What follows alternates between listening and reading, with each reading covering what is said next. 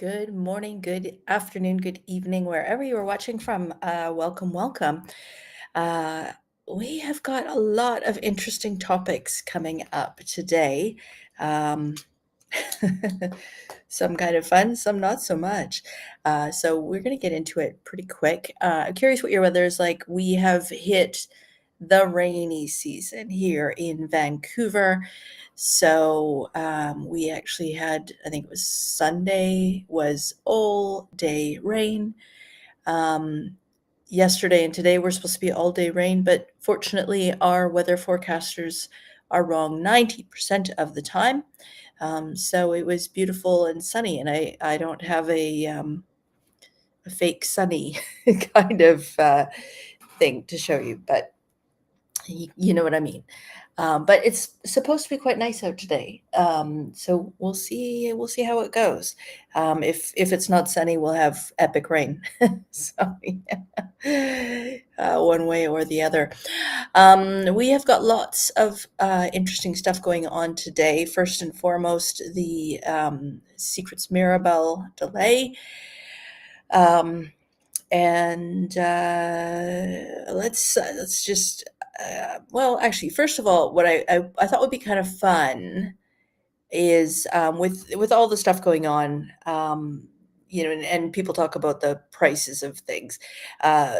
During COVID, um, we have family all around the world. And so during COVID, it was kind of nice to reconnect with people. And so what I did is I ended up doing a weekly Zoom meeting where we would do trivia. So I would lead it and I would come up with a bunch of trivia questions. And during this, one of the people in the family said that she thought it would be cheaper to live in England, way less expensive, by comparison to living in Africa. And we're like, yeah, no, no, no, no, that's not going to be less. And she was like, no, no, for sure it is. Anyway, so what we did was a challenge, and we did up a grocery list, and we said, okay, everybody go out where you live and check out the prices. And it was actually really interesting to see which places were more expensive, which places were less expensive. We compared Whistler, British Columbia, Canada, Vancouver, Toronto, Mexico, because I had a trip to Mexico during that time. So I popped into the Chedraui or the supermercado in Cabo, checked out those prices. We had London, we had Botswana, and South Africa, and we compared it all. And Whistler was hands down the most expensive. Not particularly surprising. It is a tourist destination. But it was just really interesting to do the comparison. That was 2 or 3 years ago now, 3 years ago. Yeah, 3. But what I thought was it would be kind of interesting. So my challenge to you guys for next week is if you have a moment to go to your local grocery store, or if you have online shopping, that will work too. It doesn't need to be super complicated. But one of the things that I wanted to do was a comparison. So how much does it cost where you live for a dozen eggs, just regular eggs, didn't have to be fancy or organic or magical or anything. And also for a pound of regular ground beef. And we'll go with a pound because here in Canada, you go into the supermarket and the price is by the pound or by the kilogram or both. It's always labeled as by the kilogram, but they advertise it by the pound because some people are still used to doing it that way. I think we switched over to metric in the 70s, if I'm not mistaken. I'm not 100% sure. But nonetheless, some of that still goes on because we still say how much we weigh in pounds and how tall we are in feet and inches. But then we drive using kilometers. So it's complicated. We're complicated people. But anyways, yeah, so for next Wednesday, I'm going to bring that up as a topic. So hopefully you have a moment or an opportunity to go out and check your prices and share those here next week with the group, because I think it would be interesting to compare John, if you are joining us next week, what is the cost in Britain for a dozen eggs or a pound of regular ground beef? Um, uh, Christine, Colorado, Angelo in Chicago. Yeah, let's do this. Let's compare it. I'm curious. Um, and I'm wondering if it's oh, John, you are here. Um, um, oh, excellent. Yeah, so we're just talking about doing a little comparison here and checking out prices around the world. Like I said, I did this during COVID with my extended family, and it was really interesting comparing grocery prices in England, South Africa, Botswana, Toronto, Vancouver, Whistler, and even down in Cabo San Lucas, Mexico. So that's something, this is a topic for next week. So if everybody has a moment to pop out to the shops, or like I said, if you have an online grocery account and you can check the prices on there, I'm looking forward to it. I think it'll be interesting. All right, so let's go ahead and jump into this. So, yes, Secrets Mirabel was supposed to be opening on October 1st of this year. Today, it was supposed to open today. And people started getting notices a couple of days ago about a potential delay, and they've been relocated. What's interesting is where they're being relocated to. So some people have reported that they've been relocated to Secrets Playa Blanca.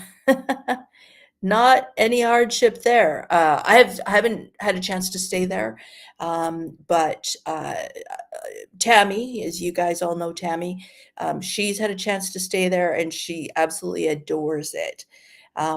Other people were relocated to Secrets Divine, which I think is a good substitution because it's on that same stretch of beach, and it's a similar style of resort in that it's got that sort of high-rise section.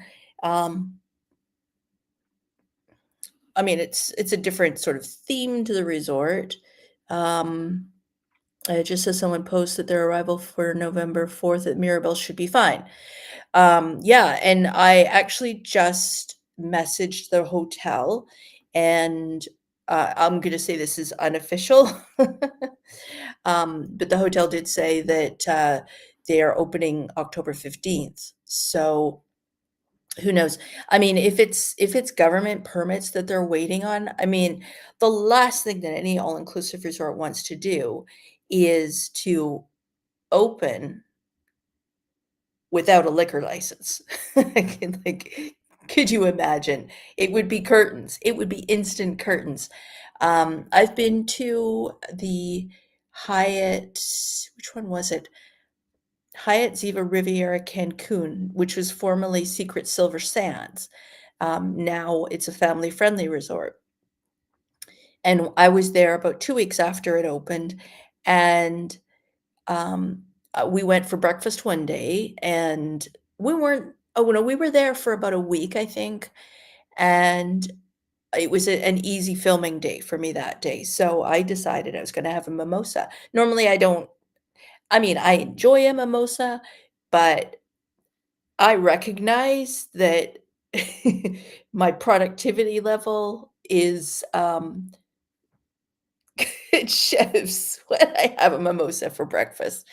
But nonetheless, I fancied one, so I asked about it, and they said they couldn't. They couldn't serve alcohol until, I think it was 10 AM, and that was to do with their government license. Now, I can neither confirm nor deny that a mimosa might have appeared on my table moments later.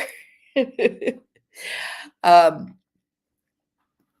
but, yeah, it was, supposed to be, within only certain hours because they had to what the resorts have to do is they have to apply and pay extra to serve outside of traditional hours. So, they can usually serve from 10 AM until, like, 11 PM, And then if they want to have a disco or a nightclub that's serving alcohol after that, they have to pay extra. I mean, it's government stuff, right? Like this is no different than anywhere else in the world. Or serving alcohol at breakfast. And of course, I mean, you've seen a lot of my buffet videos, and maybe you haven't, but the breakfast hangover station is a very popular feature of most buffets. And it's usually a combo of a Bloody Mary station and a Caesar station and a mimosa station. So yeah, I mean, if for example, and I'm just making this up, I have no idea what the cause of the delay is. But for example, if it is a liquor license, yeah, I could get on board with that delay, because they can't open without being able to do that. Okay, John is saying, I have to ask my wife. I know she complains a lot about the prices, and so does my mom. Okay, well, that's interesting to know. So yeah, so let's compare next week. I'm curious. Now, I did also take a look at possibly rebooking for different dates. If you go to the Hyatt website, you'll see that they've actually blocked off openings until you currently cannot book until after November 16th. Now they've got all the reservations and stuff like that. And of course, we know that with a new resort that they very much limit the capacity because they don't want to overwhelm the staff. They don't want to overwhelm the just the whole system, right? Like you've got the wait staff who are learning what the menu includes, what each item is, because people have food allergies or preferences, or they're just fussy eaters, and they want to know what's included in certain items. So if you've got a brand new server and you're like, okay, so what's in does the cheeseburger have red onions or white onions? Because I'm allergic to red onions. I'm making that up. And the wait staff are like, I don't know. And that's a problem. Second, which Angelo, if you're watching, you'll recall that we saw somewhat inconsistency at the Hyatt Vivid with the plating, which wasn't a big deal, except it just looked different. So you'd see one person's Instagram pictures of their favorite meal at Vivid, and then you'd see the next person. It's like, well, what did you have? Oh, I had the French onion soup. Oh, mine looked like that. Where's my piece of bread? So I mean, it was fine. It all tasted good, but it just wasn't, to the standard that they would want. So what was it? Oh, so Howard's saying they happen to be at Catalonia. They wouldn't serve any booze till what? Is that 11? Claimed it was because of their liquor license. Yeah, it's true. It's absolutely true. Costs more for a license to start serving. For the license costs more if you want to start serving at 10, and that is definitely true. Yeah, I've seen that with a few resorts, and some of them say, well, that's a cost of doing business and we're going to pay. And others say that's cutting into our profits. So they just say, that's it. You can't serve alcohol until 11. With the delay in opening, I know some people really were keen to go right away. Even if I want to go for the opening, I would never go for like the grand opening unless they're like for sure 100% we are opening on time. And I have yet to encounter a resort that has that amount of confidence. So we actually were booked. We were thinking about going mid-October, and instead we booked for the beginning of November. But I was looking, if I had to rebook to an alternate place, what would that look like? So it's really interesting running down the prices. Vivid, and they've got some issues going on right now, and I'm not 100% sure what's going on, but I think they're doing some renovations or some updates or something. But Vivid is coming in the least expensive right now for those same dates that I was looking at $302. This is US dollars. So $302 per night. The Sunscape Cancun, which is formerly the Wyndham, which is formerly the Panama Jack Cancun, is $307. And I would not even put those two in the same category. I mean, Sunscape is a good basic family hotel, but not at the Vivid level, but whatever, supply and demand, right? Breathless Cancun Seoul was coming in at $420. I think that is an excellent price. It's a funky resort, very tech forward, and beautiful view. It's on the top of the seven, I guess you look at it that way. It's at the top and it's facing north. So it's just got beautiful, that shallow blue, aqua blue water. Not really any waves, which is good if you just want to go and hang out over the water, or have beautiful photos. But anyways, really good option for $420. Then Secrets the Vine was coming up at $874 a night. Secrets Playa Blanca, which remember I said some people had already stated that they had been relocated. And usually when they do this for the inconvenience of moving you, they don't charge you. They're not going to say, well, we can move you to this other hotel, but there's an upcharge. They want to keep you happy. So generally speaking, they'll move you at their cost. And right now, or for the dates that I was looking at going, Secrets Playa Blanca is coming in at $1,492, $1,452 per night. The one that I would most love to stay at is Secrets Maroma, and that, now I didn't look to see which room category this was. Maybe it's the presidential suite. Maybe everything else is sold out during that time. I don't know. But Secrets Maroma, $2,555. I mean, once you're past 2,500, who cares what the next two numbers are? Because, yeah. But yeah, that's for one night. That's the per night rate. Tammy said she looked at Hyatt Ziva Riviera Maya today. Yeah, they're saying October 15th. So for our dates, might be fine. I don't know. I'm still I'm not sure about pushing it. I'm thinking I might just shift my trip by effectively a month. I don't know. I know you guys are excited about the hotel and stuff, but I don't want to get there and then, because what I'm doing is a two resort stay. So I'm going to go to Ryu Palace Kukulkan first and check that out, because that, as you know, was closed to Canadians for a long time, or not marketed to Canadians. So I'm excited to see that. And then I wanted to go to the new Secrets Mirabel after that and check it out. So I don't know. We'll see. You got to talk to Tammy, figure things out. But yeah, it was just interesting doing that comparison. And like I said, some people are looking at this and going, well, I have stayed before at Playa Blanca, so I'm happy to move there. Other people are saying, I've never stayed there because I couldn't afford it, so this is a win-win for me.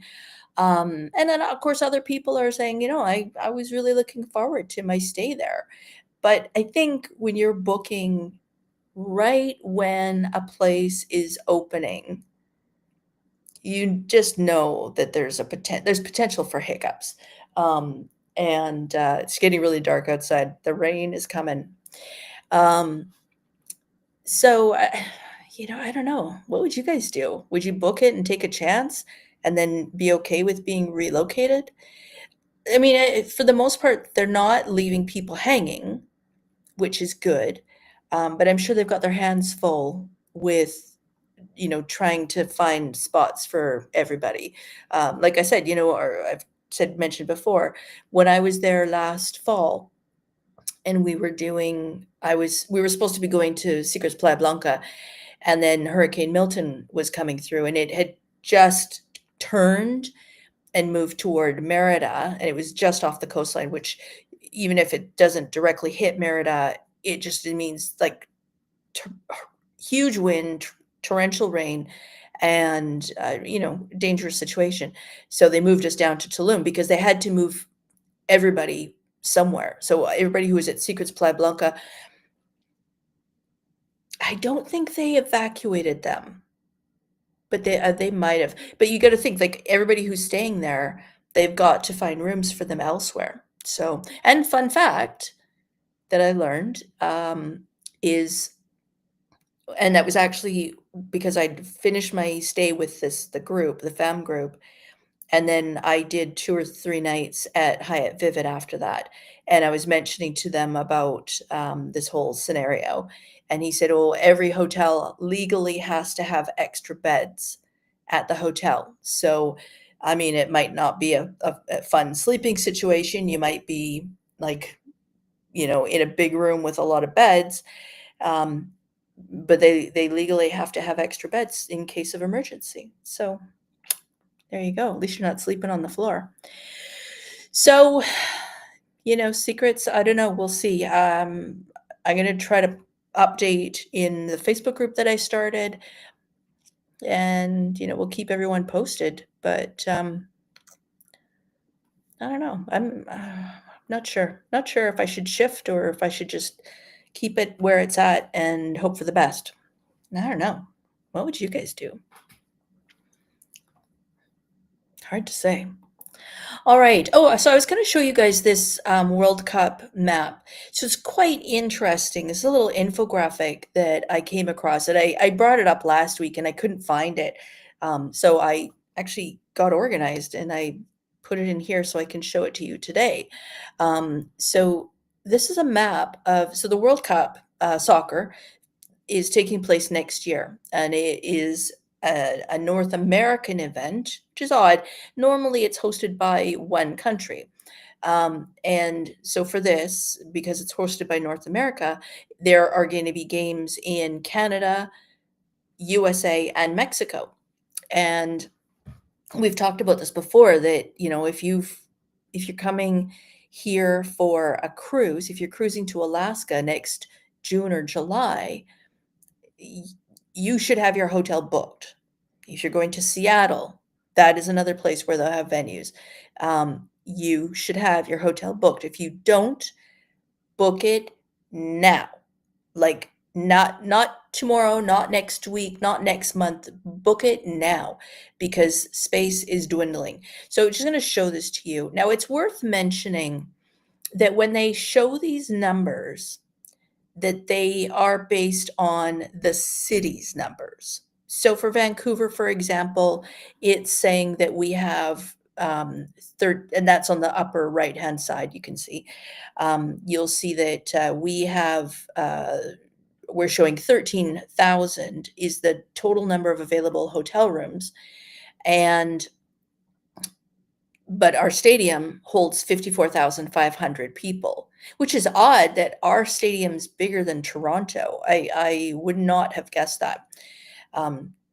But overall, like if you look on the left at the US stadiums, it's really interesting to see. So LA, Houston, New York, and Atlanta, they all actually have more hotel rooms than the stadium needs. So they're probably going to be fine.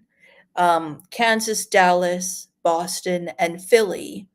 I mean, there's other cities that don't have enough, but those 4, Kansas, Dallas, Boston, and Philly, they have less than half of what they need, with Philly being the worst, with just 19,615 rooms for, call it a 68,000 person stadium. So literally 29%. Vancouver's numbers work out to 24%. But again, that's based on the capacity of just the city of Vancouver. But the city of Vancouver is surrounded by, let's do this. The city of Vancouver is surrounded by, you've got North Vancouver and West Vancouver on the north side across the bridge. Right beside Vancouver, you've got Burnaby. A little bit further, you've got New West. Across another bridge, because we're big on bridges here. You've got Richmond, you've got Surrey. So with all of those combined, we take that number from 13,000 up to 23,000 and change. But that still only covers 43% of what's needed. Now, that is specifically hotel rooms. It doesn't include Airbnbs, but we've got restrictions in place due to our housing crisis. So with that, The Airbnbs are a lot more restricted. So about 4 or 5 years ago, it was a lot easier to find Airbnbs that were available. Now, not so much. They're still available. Like that's not they haven't gone away completely, but it's more of a challenge. So yeah, so like I said, if you're planning on coming here or Seattle or Kansas, Dallas, Boston, or Philly, book it now. All right. What's our next topic? Oh, so this was an interesting one. This actually came up a couple of weeks ago, and there was just so much going on that I didn't have time to add it into the conversation. But Royal Caribbean, it was the Oasis of the Seas. That they had a specific incident where they had oversold a bunch of their cruises. What was interesting on this one is, and I was telling my husband about this earlier, and I couldn't recall the numbers, I got them wrong. I thought that what happened was they had oversold, meaning to say if your capacity is 4,000 people, they've got maybe 4,100 people that are planning to getting on the cruise in a couple of days' time. Normally, they would expect some cancellations, whatever. Clearly, this wasn't the case on this particular sailing. So they called up a bunch of different passengers, and they said, well, here's the situation. We've oversold the cruise, and so we would like to offer you a refund of 100% in order for you to rebook your cruise to an alternate date, and we will give you a 100% future travel credit. So, like, imagine that. You're getting ready to go on vacation. Let's say it's me. I'm going on vacation. I'm sailing from Vancouver up to Alaska. I'm super excited. And they call me up 2 days before the trip and they say, hey, can't fit you on the ship. Now, they can't just deny, well, at the end of the day, they'll ultimately have to deny somebody, but they want to keep everybody happy. So they would say, hey, so we need the space. So could we shift you to travel 2 weeks later, or you can pick an alternate cruise of your choice, and we will give you a full refund, and we'll give you the same value of what you just paid for a future sailing. Well, then I'm thinking, so you're saying if I delay this vacation, you're going to give me a free vacation in future. Like, I have no problem with that. I mean, if you're really set on the vacation and if you have very specific time off at work and you can't be flexible like that, obviously that could be pretty. I don't think it would be heartbreaking. It would be heartbreaking to not be able to take advantage of the offer. But at the end of the day, you would just have to say, no, I can't do it. What was interesting is some people said, well, I've already booked non-refundable hotels, I've booked airfare, and I've even bought clothing specifically purchased for the cruise. And Royal Caribbean said, send us the receipts. They covered it. I mean, that's pretty impressive. Another person said that the same thing happened to them on Carnival.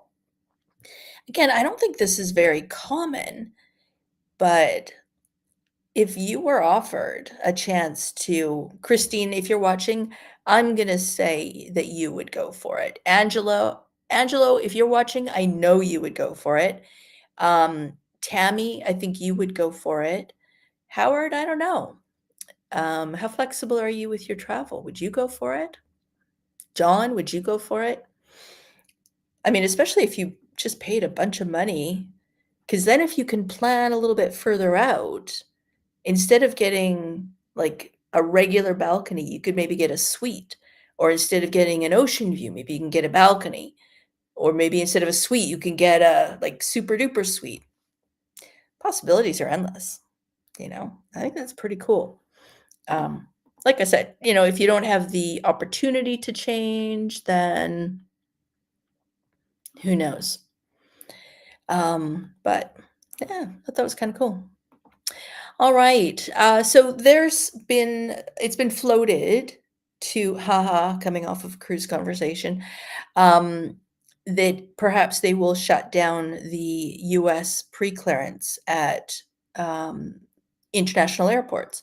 So because there's been a decrease in the number of travelers from Canada to the US, there's been talk about perhaps canceling the pre-clearance. What that means, if you've never experienced that before, is if you're in America and you fly to a foreign country, you land and then you go through customs and immigration, collect your bags, and then off you go.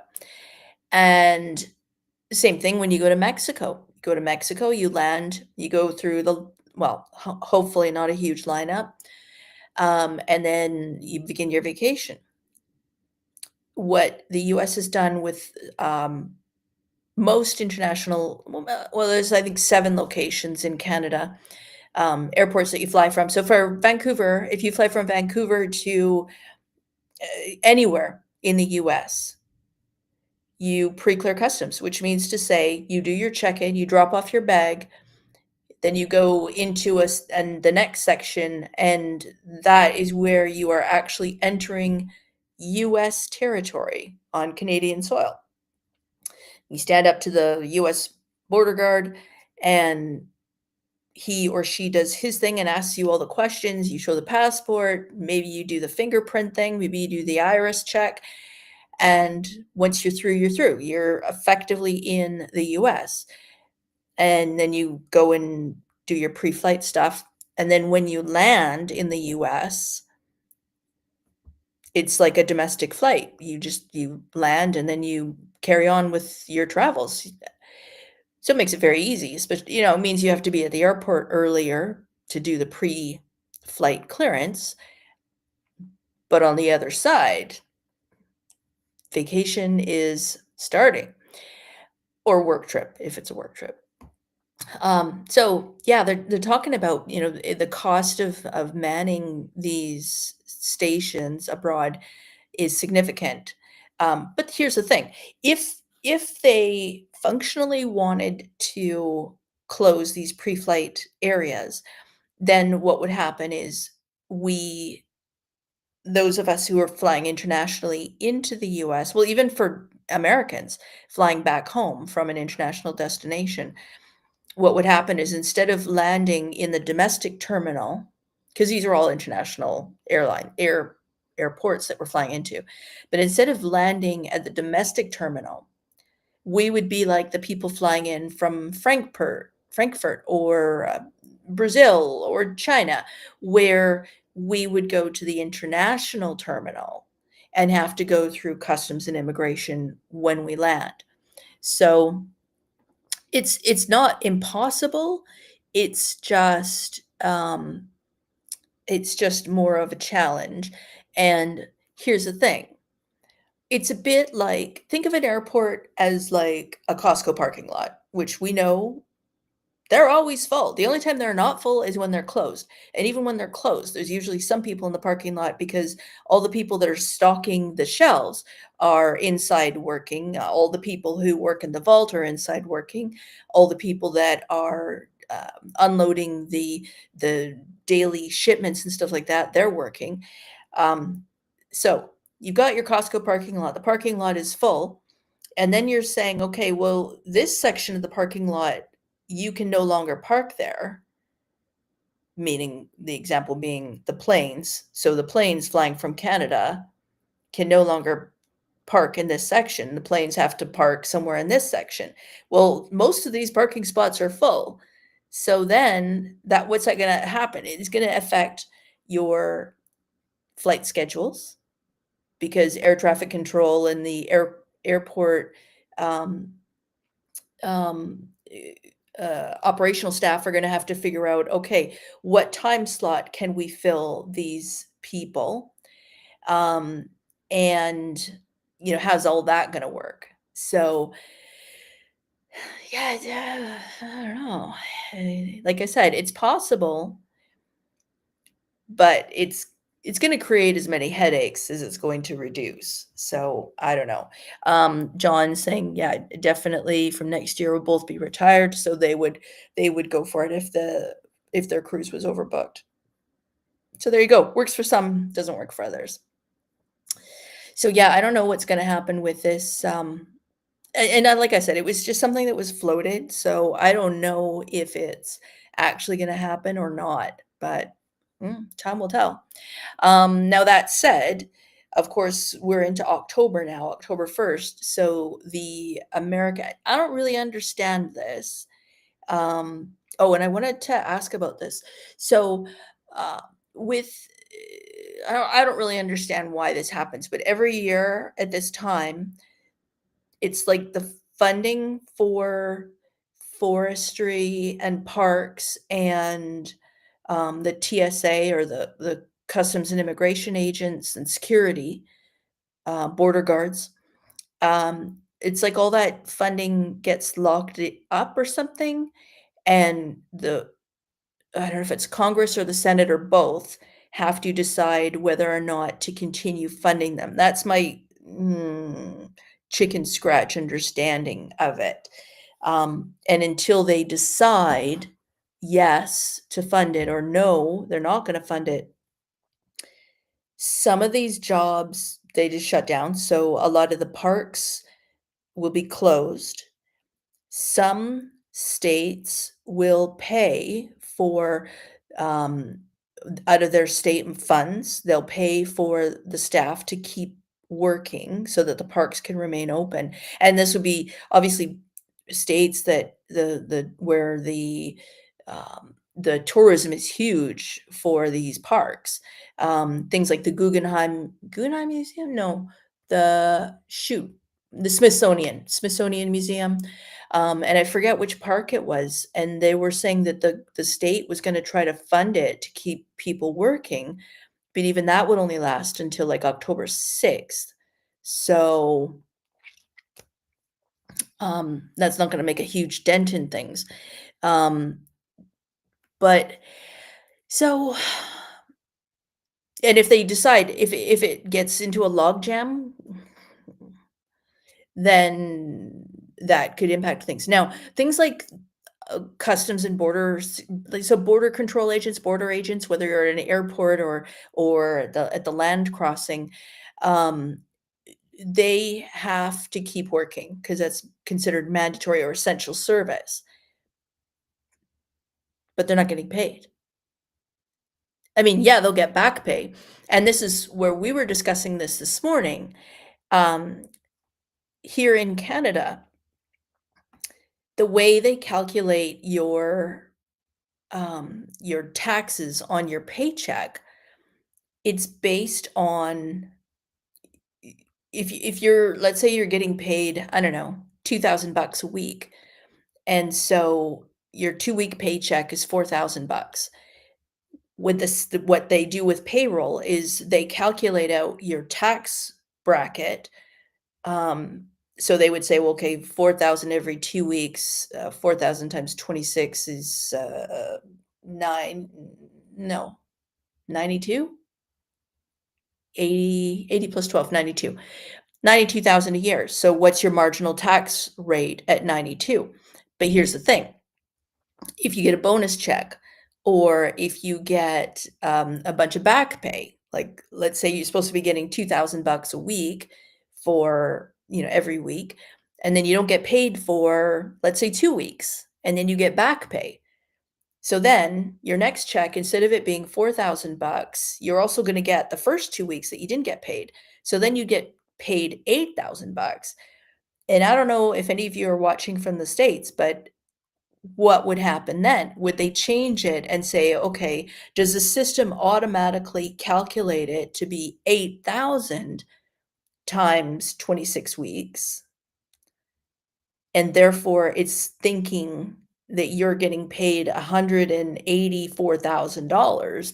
That's what it's surmising is your annual income. And it's going to does it tax you at that rate? That's what would happen here in Canada. I'm curious. I don't know enough about how that all works in the US. So yeah, inquiring minds want to know. John is saying Aer Lingus do this from Manchester to the States, stops in Dublin for a connecting flight, and you do your customs before onward flight. Oh, I didn't know that. Interesting. So, yeah, I mean, so if you've flown that route, you know it's super convenient. And yeah, it's a pain in the butt to have to get to the airport early, but once you're done, you're done. And then when you land, off the plane and then over to the luggage carousel, or if for some reason you've been able, maybe you've got an upgraded seat and you were able to fit your rollerboard in the overhead bin, um, and off away your vacation starts immediately, like as soon as you touch down and step out of the door. So yeah, it's pretty cool. So yeah, I don't know, like, it's interesting to see if these things, are they gonna happen or are they not? I don't know.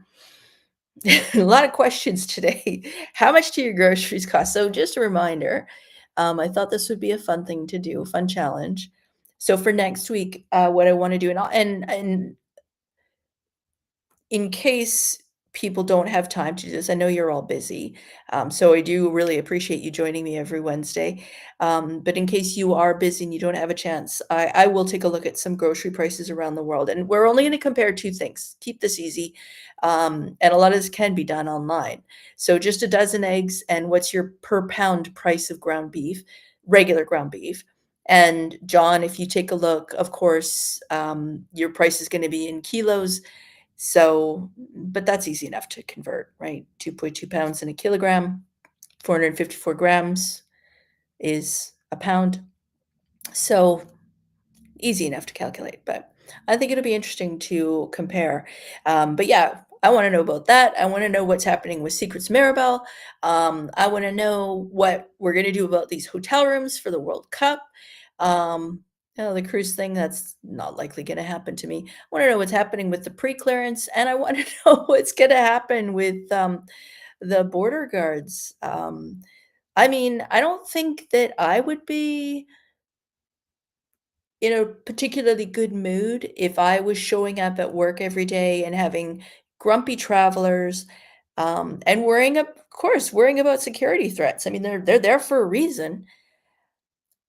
Doing all of that and putting on a smiley face. I don't think that's not my world. Not when I'm not getting paid. Um, so yeah, it'll be interesting to see. So hopefully you guys have a chance to take a look at those prices, and at least that's one thing we can control, right? We can't control what the prices are, but we can control sharing the information currently. All right, well, that's all I have for you this week. So thanks very much for tuning in, and I hope you guys have a great rest of your day. Hope you have a great weekend, and we shall see you next Wednesday.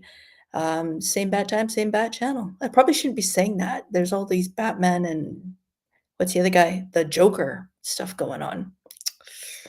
Copyright. Didn't mean that. Anyways, have a great week, you guys, and we'll see you on the next one.